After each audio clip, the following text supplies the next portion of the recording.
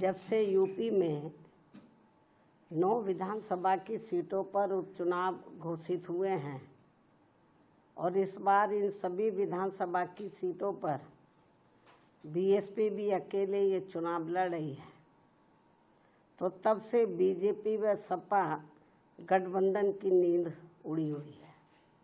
जब से उन्हें मालूम पड़ा कि बीएसपी भी 9 विधानसभा की सीटों पर बाई इलेक्शन लड़ रही है, तो तब से बीजेपी व सपा गठबंधन की नींद उड़ी हुई है, क्योंकि बीएसपी ने यहाँ काफ़ी समय से एक आदि उपचुनाव को छोड़कर अधिकांश उपचुनाव नहीं लड़े हैं।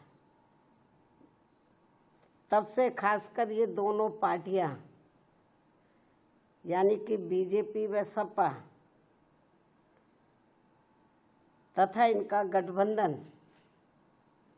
अभी तक इन चुनावों में जो भी बाई इलेक्शन हो रहे थे, तो अभी तक इन चुनावों में अंदर अंदर आपस में मिल बांट कर ये चुनाव लड़ते रहे।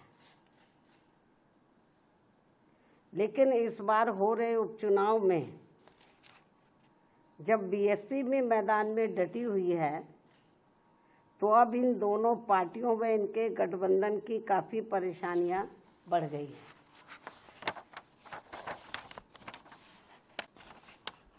जिससे जनता का ध्यान बांटने के लिए अब बीजेपी बटेंगे तो कटेंगे और सपा एंड कंपनी के लोग क्या कह रहे हैं, जुड़ेंगे तो जीतेंगे।